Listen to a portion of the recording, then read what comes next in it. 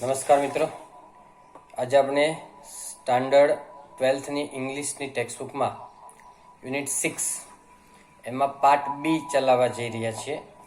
આગળના વિડીયોમાં આપણે પાર્ટ 1 વિશે વાત કરી હતી.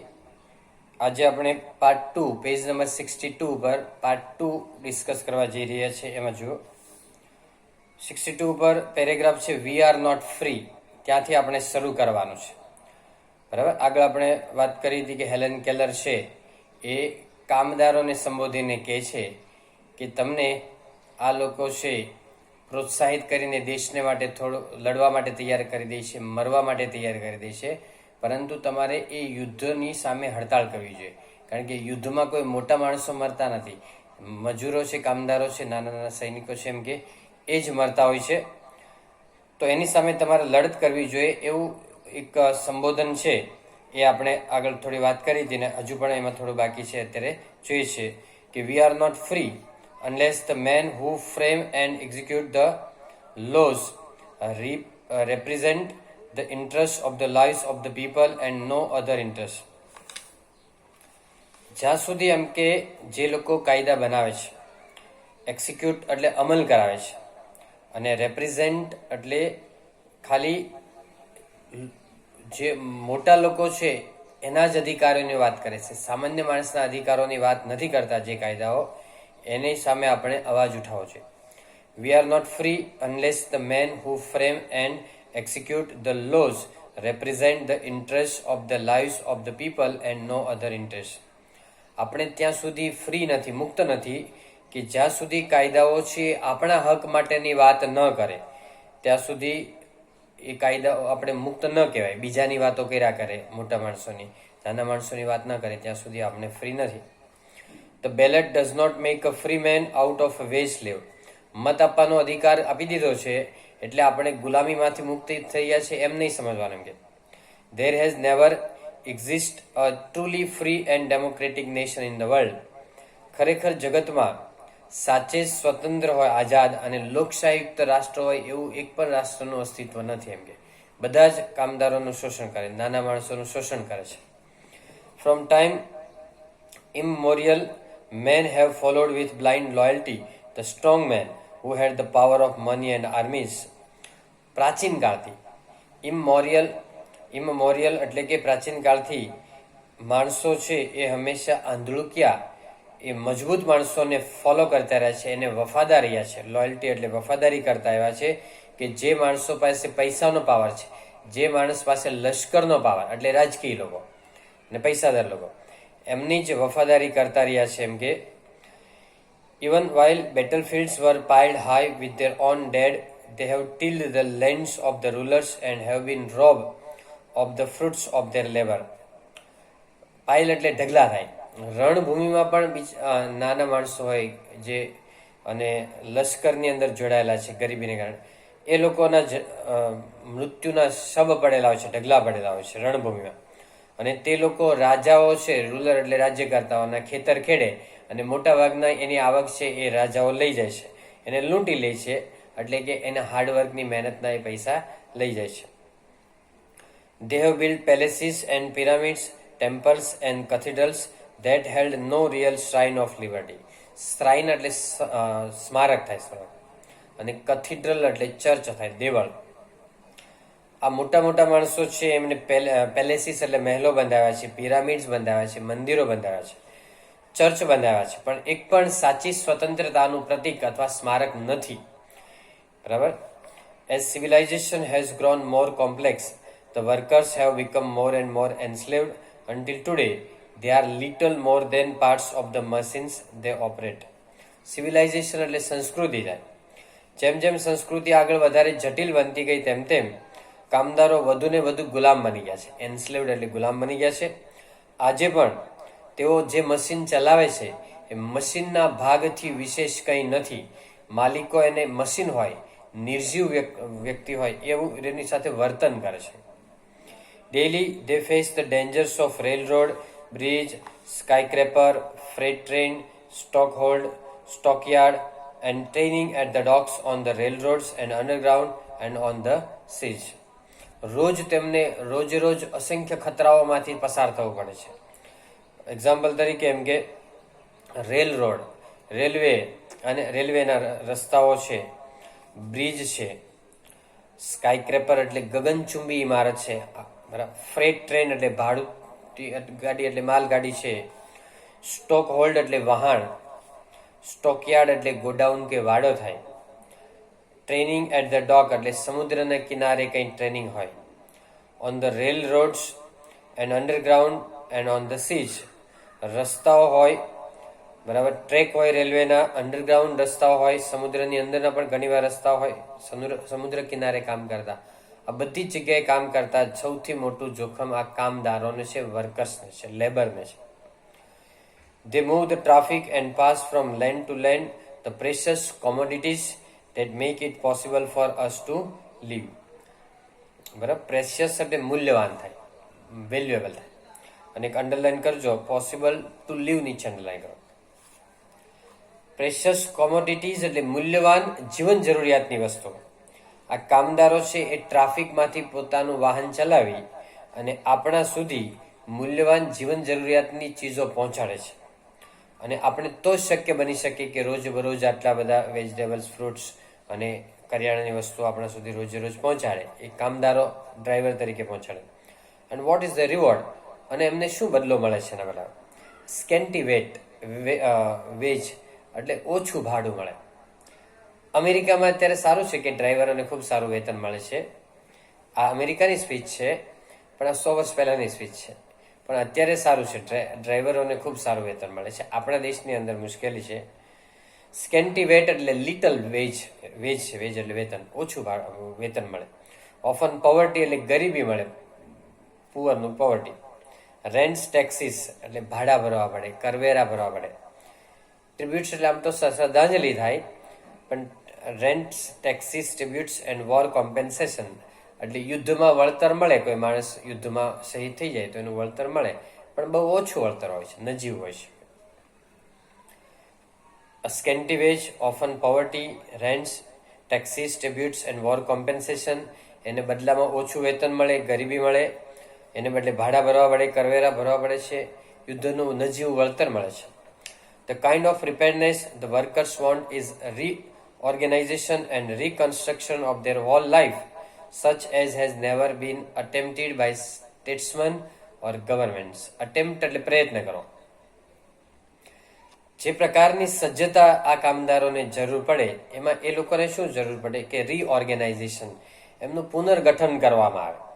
રિકન્સ્ટ્રક્શન એટલે પુનઃ વ્યવસ્થાપન કરવામાં આવે એનું, કે તેઓને સમગ્ર જીવનની અંદર આવું કંઈક પુનર્ગઠન અને પુનર્વ્યવસ્થાપન થાય એ એમને જોઈએ છે. પરંતુ આવો પ્રયત્ન કોઈ રાજનીતિજ્ઞ વ્યક્તિ અથવા સરકારે અત્યાર સુધીમાં કદી કોઈએ કર્યો નથી. The Germans found out, page number 63 ઉપર આવી જાઓ. The Germans found out years ago that they could not raise good soldiers in the slums, so they abolished the slums. Slums એટલે ઝૂંપડપટ્ટી અને અબોલિશ એટલે નાબૂદ કરવી. જર્મન લોકોને ઘણા વર્ષો પહેલા એવું થયું કે ઝૂંપડપટ્ટીમાંથી કોઈ સૈનિકો આવતા નથી, એટલે ઝૂંપડપટ્ટીને નાબૂદ કરી દીધી. They saw to it that all the people had at least a few of the essentials of civilization: decent lodging, clean streets, wholesome if scanty food, proper medical care and proper safeguards for the workers in their occupations. Occupations એટલે વ્યવસાય ધંધો.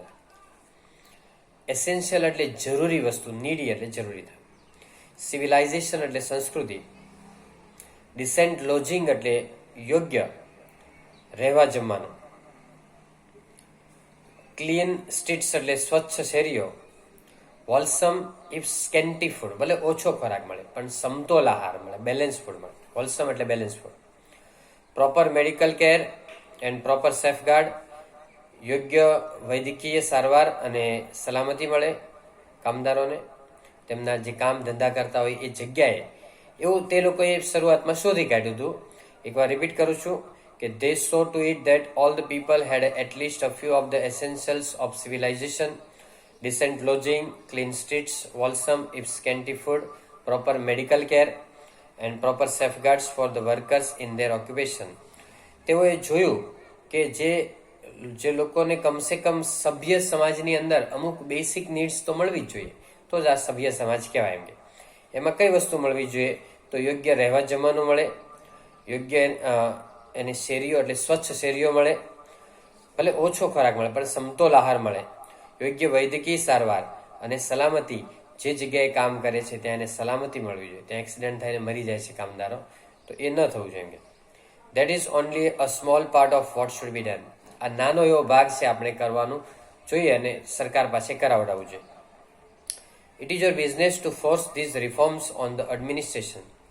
Business એટલે કાર્ય સમજવાનું, બરાબર, અને reform એટલે change, પરિવર્તન. તમારું આ કાર્ય છે કે વહીવટી અધિકારીઓ પાસે આ દબાણપૂર્વક આ વસ્તુ કરાવડાવો, ફોલો કરાવડાવો. Let there be no more talk about what a government can or can not do. સરકાર શું કરી શકે અને સરકારે શું કરવું જોઈએ એના વિશે વાત નહીં કરો. All this things have been done by all the belligerent nations in the turmoil of war. યુદ્ધની વિનાશકતા, ટર્મોઇલ એટલે વિનાશકતા અથવા પીડા, અને બલિજરન્ટ એટલે યુદ્ધગ્રસ્ત રાષ્ટ્રો, યુદ્ધમાં રત રહેતા હોય એવા રાષ્ટ્રોએ યુદ્ધ પછીની જે દુઃખ છે, પીડા, એના માટે આ બધું કરેલું જ છે. Every fundamental industry has been manage better by the governments than by private corporations. કોઈ પણ બેસિક ઇન્ડસ્ટ્રી છે એ પ્રાઇવેટ સેક્ટર કરતા ગવર્મેન્ટ દ્વારા સારી રીતે હેન્ડલ થાય છે. અત્યારની વાત નથી, તે વખતની વાત છે ને અમેરિકાની વાત છે. અહીંયા આપણે અત્યારે પ્રાઇવેટ સારું કરે છે ગવર્મેન્ટ કરતા. It is your duty two insist upon steel more radical measures. તે તમારી જોવાની ફરજ છે કે હજુ પણ ક્રાંતિકારી પગલાં લેવા, એ જોવાની તમારી ફરજ છે. અંડરલાઈન કરો મિત્રો, ડ્યુટી ટુ ઇન્સિસ્ટ અપોન. તમારા માટે વિદ્યાર્થીઓ શું ફરજ છે? It is your duty to work hard. It is your duty to work for the country, to work for the nation, એમ કહેવાય.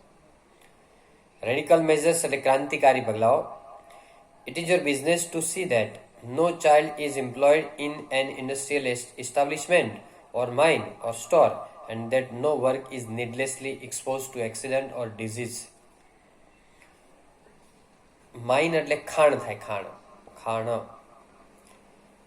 પછી નીડલેસલી એટલે બિનજરૂરી રીતે, એક્સપોઝ ટુ એક્સિડન્ટ એટલે અકસ્માત થાય એવું બને, ડિઝીઝ એટલે રોગ. કોઈ ઔદ્યોગિક એકમ છે, યુનિટ, એ એવું ન હોવું જોઈએ, ખાણ અથવા સ્ટોર એવો ન હોવો જોઈએ કે જ્યાં કામ કરવામાં તમારે અકસ્માતનો સામનો કરવો પડે અથવા રોગનો સામનો કરવો પડે. બહુ ગંદકી હોય તો રોગનો સામનો કરવો પડે, એવું ન થાય એ જોવાની જવાબદારી તમારી છે. એના માટે તમે અધિકારીઓ કે સરકાર ઉપર દબાણ લાવો. એમ કે it is your business to make them give you clean cities free from smoke, dirt and congestion. તો તમારું એ કાર્ય છે કે તમને સ્વચ્છ શહેર મળે, ધુમાડો અને ગંદકીથી પરે, એટલે એવું ધુમાડો કે ગંદકી ન હોય એવું, એનાથી ફ્રી સિટી મળે. અને કન્જેશન એટલે ભાડભીડ વાળું, ટ્રાફિક વગરનું ધુમાડો અને ગંદકીથી પરે હોય એવું તમને ક્લીન સિટી રહેવા માટે એ જોવાની જવાબદારી તમારી છે. કન્જેશન એટલે traffic. It is your business to make them pay you a living veg. Living veg એટલે જીવન ધોરણ સારી રીતે જીવી શકાય એટલું તો વેતન મિનિમમ તમને આપવું જ જોઈએ એમણે, બરાબર. It is your business to see that this kind of preparedness is carried into every department on the nation until everyone has a chance to be well born, well nourished, rightly educated, intelligent and serviceable to the country at all the times. શબ્દો જો preparedness એટલે સજ્જતા થાય. Chance ને America વાળા chains બોલે, can't ને cantt બોલે, બરાબર. એટલે સમજવા માટે ખાલી કે નરીશ એટલે પોષણ મળવું, સર્વિસ એટલે સેવા કરવી. કે તમારું બધાનું એ જોવાનું કાર્ય છે કે આ પ્રકારની સજ્જતા માટે તૈયાર થાવ કે દરેક ડિપાર્ટમેન્ટમાં, રાષ્ટ્રના દરેક ડિપાર્ટમેન્ટની અંદર દરેક જણને સારા વાતાવરણમાં જન્મે એવું વાતાવરણ મળે બધાને, સારું પોષણ મળે, સાચું એજ્યુકેશન મળે, સાચી રીતે એજ્યુકેશન મળે, અને દરેક જણ બુદ્ધિશાળી બને અને રાષ્ટ્રની સેવા કરી શકે એવો નાગરિક તૈયાર થાય. એવી બધાને રોટી, કપડાં, મકાન, દવા અને એજ્યુકેશન ને બધું મળે એ જોવાની જવાબદારી તમારી છે. Strike against all ordinances and laws and institutions that continue the slaughter of peace and the cruelty of war. Ordnance એટલે વટ હુકમ બહાર પાડો. સ્લોટર એટલે કતલ કરવી, કતલ એટલે શાંતિની કતલ કરવી, એટલે શાંતિનો ભંગ કરવો. ક્રુઅલ્ટી ઓફ વોર એટલે યુદ્ધની ક્રૂરતા, યુદ્ધની ભયાનકતા. Strike against all ordinances and laws and institutions that continue the slaughter of peace and cruelty of war. એવા વટહુકમ અને કાયદાનો વિરોધ કરો, એની સામે લડો કે જે વટહુકમ છે એ શાંતિનો ભંગ કરતા હોય અને યુદ્ધની ભયાનકતા સર્જતા હોય. કારણ કે યુદ્ધ પછી કોઈને ફાયદો ન થાય, બધાને માણસો મરે, બધાને નુકસાન થાય, બધા જ દેશો પાછળ જાય. Strike against war for without you no battles can be fought. યુદ્ધ સામે લડો, યુદ્ધ ન કરો, એમ કે એની સામે લડત કરો. કારણ કે યુદ્ધ થાય ને તો તમારી સિવાય બીજા કોઈને લડવાનું ન હોય, અને કામદારો લડે, નાના માણસો લડે એટલે એને મૃત્યુ થાય. Strike against manufacturing scrap and gas bombs and all other tools of murder. જે મર્ડર થાય, જે યુદ્ધમાં હથિયારો વપરાય, એની સામે લડાઈ કરો. અને સ્ક્રેપ એટલે ભંગાર જેવો સામાન નહીં બનાવો, કારણ કે હલકો સામાન છે તમારે મજૂરોને ઉપયોગમાં કરવા પડે છે. એ લોકો તો બધા ઊંચી ક્વોલિટીનો સામાન બનાવે છે, એટલે હલકી ક્વોલિટીનો સામાન ન બનાવો અને યુદ્ધની અંદર એકબીજાને મારી નાખે એવા હથિયાર ન બનાવો. Strike against preparedness that means death and misery to millions of human beings. એ આ લોકો જે મૃત્યુ માટેની તૈયારી કરે, યુદ્ધ એટલે મૃત્યુ માટેની તૈયારી કરે કે જેમાં અસંખ્ય લોકોને દુઃખ યાતના ભોગવવી પડે, એની સામે તમે હડતાળ કરો. Be not dumb obedient slave in an army of destruction. Dumb એટલે મૂંગા, બી સાયલેન્ટ રહે એમાં. ઓબેડિયન્ટ સ્લેવ એટલે આજ્ઞાંકિત ગુલામ, અને ડિસ્ટ્રક્શન એટલે વિનાશ. તો તમે વિનાશરૂપ લશ્કરના આજ્ઞાંકિત ગુલામ ન બનો, ખાલી મૂંગા મોઢે બધું સહન નહીં કર્યા કરો. Be heroes in a army of construction. સર્જનશીલ લશ્કરના હિરલાઓ બનો. Be heroes in an army of construction. સર્જનશીલ લશ્કરના હિરલાઓ બનો મિત્રો. બરાબર. તો so this is what the story is all about. આ પ્રકારની વાત છે, ઘણા વર્ષો પહેલા લખાયેલી છે, છતાં પણ અત્યારે પણ ઘણી બધી રિલેટ કરે એવી છે. અને આપણે પણ આવા માણસો છે, એ કામદારો જે મજૂર છે, એના હક્કો માટે આપણે પણ લડવું જોઈએ, આપણે પણ એ લોકોને મદદ કરવી જોઈએ. Okay, so that's all. Happy learning, happy sharing. મિત્રો, વિડીયોને લાઇક કરો, શેર કરો, ચેનલને સબસ્ક્રાઇબ કરો. Thank you.